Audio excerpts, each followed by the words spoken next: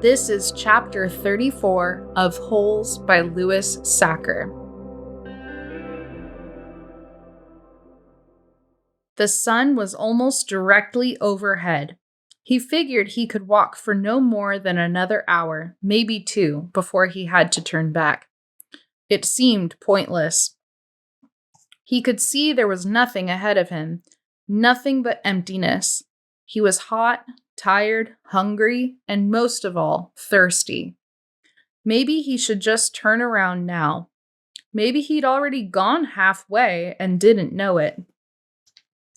Then, looking around, he saw a pool of water less than 100 yards away from where he was standing.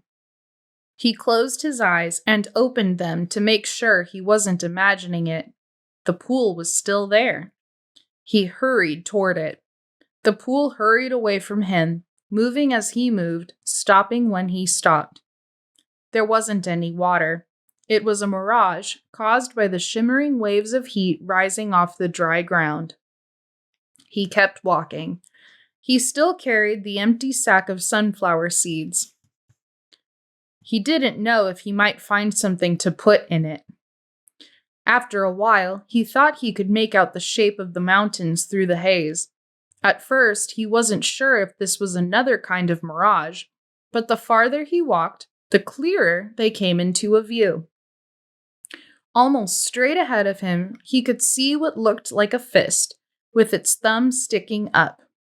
He didn't know how far away it was. 5 miles? 50 miles? One thing was certain. It was more than halfway. He kept walking toward it, although he didn't know why.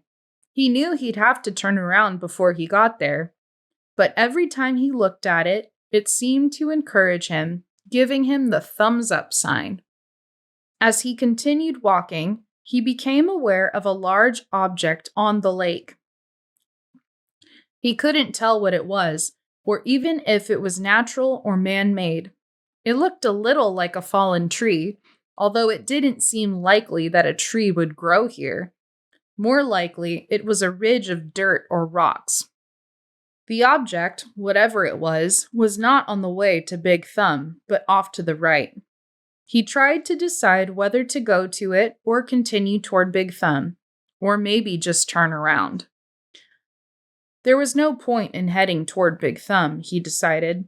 He would never make it. For all he knew, it was like chasing the moon. But he could make it to the mysterious object. He changed directions. He doubted it was anything, but the fact that there was something in the middle of all this nothing made it hard for him to pass up.